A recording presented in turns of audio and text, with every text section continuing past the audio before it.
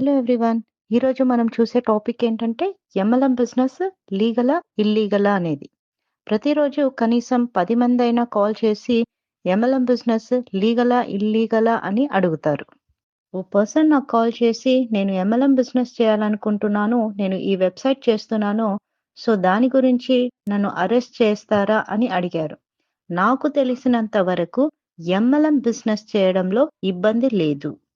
Problem ఎక్కడొస్తుందంటే, మీరు scheme ప్రకారం commission లేదా బోనస్ పే చేయకపోతే, మీరు రిక్వెస్ట్ చేసిన మొత్తాన్ని చెల్లించకపోతే ఖచ్చితంగా సమస్యొస్తుంది. ఉదాహరణకు, మీరు ప్రావిషన్ స్టోర్ బిజినెస్ చేస్తే ప్రాబ్లమ్ లేదు. మీరు బియ్యంలో రాళ్ళు లేదా మట్టి ఏమైనా కలిపితే అది ఇల్లీగల్. సిమిలర్‌లీ మీ దగ్గర ఏదైనా ప్రోడక్ట్ లేదా సర్వీస్ ఉంటే ఎవరైనా దాన్ని పర్చేస్ చేస్తే మీరు వారికి కొంత బోనస్ అయితే ఇస్తారు. ఎవరైనా రెఫర్ చేస్తే రెఫరల్ కమిషన్ కూడా ఇస్తారు. ఇలాగ మీరు ప్రాపర్‌గా చేస్తే ఇది ఇల్లీగల్ కాదు. ఇన్ కేస్ మీరు రెఫరల్ కమిషన్ ఇవ్వకపోతే అది ఖచ్చితంగా ఇల్లీగల్.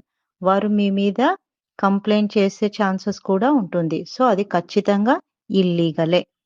మీ బిజినెస్ ఎంత ప్రాపర్‌గా ఉంది అనే దానిపై అది లీగలా? ఇల్లీగలా? అనేది చెప్పొచ్చు. నేను జనరల్‌గా రికమెండ్ చేసేది ఏంటంటే, మీరు బిజినెస్ స్టార్ట్ చేయాలి అని డిసైడ్ చేస్తే, మీరు ఏ వెబ్‌సైట్‌కి వెళ్ళినా దాని క్రింద 2 లింకులుంటాయి. ఒకటి terms and conditions and privacy policy. Terms and కండిషన్స్‌లో బిజినెస్ ఏంటి, మరి కస్టమర్స్ ఎవరు అనే దాని గురించి వారు స్పష్టంగా మెన్షన్ చేసైతే ఉంటారు. వారి మెంబర్‌గా మారడానికి ఏ క్వాలిఫికేషన్ కావాలి, మరి మెంబర్‌షిప్ పొందితే యూజెస్ ఏంటి అనేది చెప్తారు. వారు వాళ్ళ అమౌంట్‌ని సర్టైన్ టైమ్‌లో విత్‌డ్రా చేసుకోవచ్చు. మరియు సర్టైన్ అమౌంట్ రీచ్ అయిన తరువాత ఆ అమౌంట్‌ని వాళ్ళు విత్‌డ్రా చేసుకోవచ్చని స్పష్టంగా మెన్షన్ చేసుంటారు. అవసరమైన డాక్యుమెంట్స్ కూడా చూపిస్తారు. అండ్ ఏ డాక్యుమెంట్స్ వాళ్ళకి సబ్మిట్ చేయాలి అనేది ప్రతీదీ వివరంగా వివరిస్తారు. మీకు ఏ సమస్యలు రాకుండా ఉండాలి అంటే ఈ విధాన్ని పాటించండి. ఇఫ్ ఇన్ కేస్ కొత్త పర్సన్ జాయిన్ అయితే వాళ్ళకి వెల్కమ్ లెటర్ పంపియండి. మరియు ఆ లెటర్‌లో మీరు ఈ డేట్‌లో జాయిన్ అయ్యారని స్పష్టంగా మెన్షన్ చేయండి. ఈ పర్టిక్యులర్ అమౌంట్‌ని మీరు డిపాజిట్ చేశారని స్పష్టంగా మెన్షన్ చేయండి. మీరు ఈ ప్రొడక్ట్ పర్చేస్ చేశారు మరియు ఇలాంటి కమిషన్ మీకు లభిస్తుంది. మీరు ఇంతమందిని రెఫర్ చేస్తే ఈ రకమైన కమిషన్ మీకు చెల్లిస్తాం. మీరు అమౌంట్‌ని విత్‌డ్రా చేయడానికి ఇలాంటి మెథడ్ ఉపయోగించండి. ఇవి టర్మ్స్ అండ్ కండిషన్స్ అని చెప్పండి. ఇది మాత్రమే కాకుండా ఏదైనా క్లారిఫికేషన్ కావాలంటే ఫోన్ నంబర్ అండ్ అడ్రెస్ అందజేస్తే ఎటువంటి సమస్యలు ఉండవు. చాలా మటుకు నెక్స్ట్ లెవెల్ సమస్య ఏంటంటే రీఫండ్ పాలిసీ. రీఫండ్ పాలిసీ ఇంతకు ముందు నేను ప్రీవియస్ వీడియోలో ఆల్రెడీ చెప్పాను.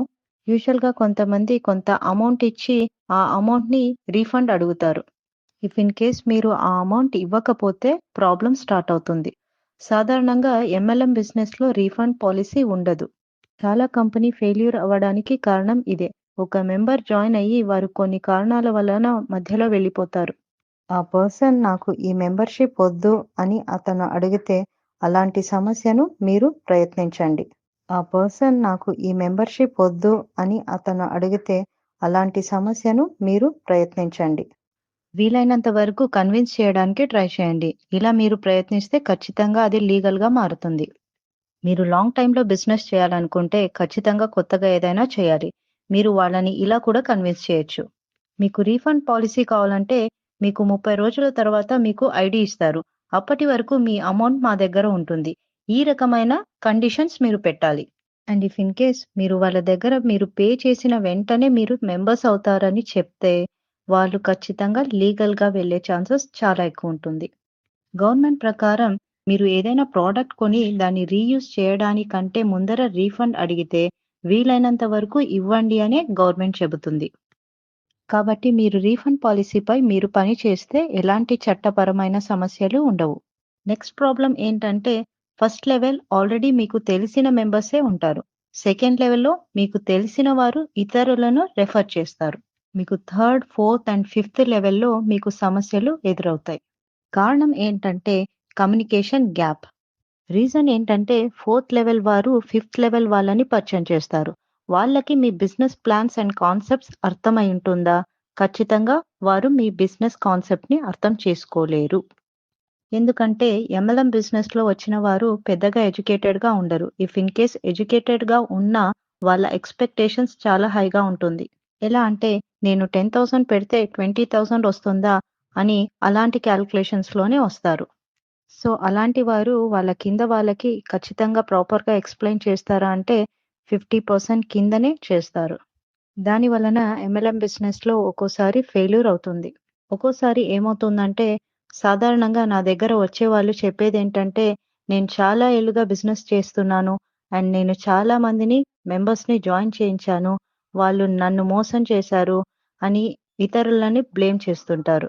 సో, ఇలాంటి వారు ఎలా ఫెయిల్ అవుతారు? మీరు ఎలా సాధిస్తారు అనేది చూద్దాం. అలాంటి వాళ్ళు ఎలా ఫెయిల్ అవుతారంటే, ఫస్ట్ అండ్ సెకండ్ లెవెల్ బాగా చేస్తారు. అందుకనే మీరు వాళ్ళని జాయిన్ చేస్తారు. మెంబర్స్ ఎక్కువగా అవుతూ కమ్యూనికేషన్ గ్యాప్ అనేది వస్తుంది. దీన్ని ఎలా సాల్వ్ చేయొచ్చంటే 2 మంత్స్ వన్స్ లేదా 5 మంత్స్ వన్స్ మీరు ఒక మీటింగ్ అరేంజ్ చేయాలి. చాలా కంపెనీస్ అయితే చేస్తున్నాయి. కానీ వాళ్ళ డిస్కషన్ వచ్చేసి ఎలా కోట్లు సంపాదిస్తున్నారు అనే దాని గురించి మాత్రమే. ఇలాంటి డిస్కషన్ మాత్రమే ఉంటుంది. ఇది కాకుండా మీ సమస్య ఏంటి? మీరెలా అమౌంటేశారు? మీ అమౌంట్ రిటర్న్ వచ్చిందా? నీకు పైనున్న లీడర్ కరెక్ట్‌గా గైడ్ చేశారా? ఇలాగా ఎన్ని ఎంఎల్ఎం కంపెనీస్ ఓపెన్‌గా మాట్లాడుతున్నాయి. 1000 మంది జాయిన్ అవుతారు. అక్కడ మ్యూజిక్ ఎనర్జీ క్రియేట్ చేస్తారు. కానీ అక్కడ ఏదైనా ప్రాబ్లమ్ వస్తే మీరు ఫుల్‌ఫిల్ చేస్తారా అంటే ఖచ్చితంగా చేయరు. దానికోసం మీరేం చేయాలంటే ఖచ్చితంగా మీరొక కస్టమర్ కేర్‌ని క్రియేట్ చేయాలి. దాన్ని వెబ్‌సైట్ లేదా ఈమెయిల్‌లో ప్రకటించాలి. ఇవన్నీ సక్రమంగా చేస్తే బిజినెస్ నెక్స్ట్ లెవెల్‌కి వెళ్తుంది. ఇలా చేయకుండా మీరు ఎన్ని ప్లాన్స్ వేసినా అది సక్సెస్ కాదు. ఫోర్త్ లెవెల్‌లో ఉండేవాళ్ళు 10 మందిని రాంగ్ కమిట్మెంట్‌తో జాయిన్ చేస్తారు. సో, మీరు వాళ్ళని పట్టించుకోకుంటే వాళ్ళు పోలీస్ కంప్లెయింట్ లేదా కమిషనర్ ఆఫీస్ లేదా కోర్టుకి వెళ్తారు. పోలీస్ డిపార్ట్‌మెంట్‌కి ఇది అర్థం అవ్వదు. ఇలాంటిదేదీ జరగకూడదు అనుకుంటే మీరు వాళ్ళకి రీఫండ్ ఇవ్వాలి లేదా స్టార్టింగ్‌లోనే వాళ్ళతో మాట్లాడాలి. 2 చేయకపోతే ఇలాంటి ఇబ్బంది ఖచ్చితంగా వస్తుంది. సేఫ్టీ బిజినెస్ అయితే చాలా ఉన్నాయి. ఒకటి టెక్స్‌టైల్ బిజినెస్ లేదా హోటల్ బిజినెస్ ఇలాంటివి చాలా ఉన్నాయి. ఎందుకంటే దీంట్లో మీరు కమిషన్ పెట్టుకొని ఎర్న్ చేసుకోవచ్చు. కానీ ఎంఎల్ఎం బిజినెస్ అయితే మాత్రం సేఫ్ అయిన బిజినెస్ అయితే కాదు. నేను చాలా వీడియోస్ అయితే చూశాను. దాంట్లో private limited, Aadhaar card, pan card ఇలాంటి విషయాల గురించి అయితే చెప్తారు. కేవలం పాన్ కార్డ్ మరియు ఆధార్ కార్డ్ వలన ప్రైవేట్ లిమిటెడ్ లీగల్ అవ్వదు. ఎవరైనా పాన్ కార్డ్ మరియు ఆధార్ కార్డ్‌ని తీసుకోవచ్చు. ఎవరైనా ప్రైవేట్ లిమిటెడ్‌ని ఓపెన్ చేయొచ్చు. ఒక ప్రైవేట్ లిమిటెడ్‌ని ఓపెన్ చేస్తే ఆటోమేటిక్‌గా ఎంసీఏ సర్టిఫికేట్ ఓపెన్ అవుతుంది. ఒక ప్రైవేట్ లిమిటెడ్ అయిన మాత్రాన అది లీగల్ కంపెనీ కాదు. Pan card, Aadhaar card, private limited ఇవన్నీ లీగల్ బిజినెస్‌కి స్టెప్స్ మాత్రమే. కానీ ఇది మాత్రమే జెన్యూనిటీ కాదు. జెన్యూనిటీ ఎక్కడొస్తుందంటే మీరు బిజినెస్ ఎలా చేస్తారు? మీ స్కీమ్ ఏంటి? మీరు కమిషన్ ప్రాపర్‌గా ఇస్తున్నారా? మీరు కస్టమర్స్‌కి ప్రాపర్ గైడెన్స్ ఇస్తున్నారా? అనే విషయాలను బట్టి మీరు లీగల్‌గా చేస్తున్నారు అనేది గమనించొచ్చు.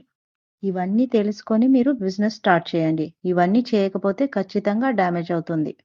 అండ్ ఇది ఖచ్చితంగా రిస్క్ అయిన బిజినెస్. దీని గురించి ప్రాపర్ గైడ్‌లైన్స్ అయితే ఇండియన్ గవర్నమెంట్‌లో లేదు. అండ్ ప్రాపర్‌గా అడ్వైస్ చేసేవాళ్ళు కూడా లేరు. సో, ఇలా ఉన్నప్పుడు ఒక్కొక్కరు ఒక్కో ఐడియా చెప్తారు. దాన్ని ఎగ్జిక్యూట్ చేస్తే చాలా ప్రాబ్లమ్స్ అయితే వస్తాయి. సో, దానివల్ల ప్లాన్ ఫెయిల్ అవుతుంది. ప్లాన్ ఫెయిల్ అయితే ఇన్వెస్టర్స్ అయితే ఊరికే ఉండరు. ఖచ్చితంగా కంప్లెయింట్ చేస్తారు. సో, అందుకే ఇది ఖచ్చితంగా రిస్క్ అయిన బిజినెస్ అని చెప్పొచ్చు. సో, ఇది చేసేటప్పుడు చాలా ఫెయిల్యూర్స్ అయితే వస్తాయి. ఈ ఫెయిల్యూర్స్‌ని మీరు బ్రేక్ చేయాలనుకుంటే రూల్స్ అండ్ రెగ్యులేషన్స్‌ని వాలంటీర్‌గా ఫాలో అవ్వాలి.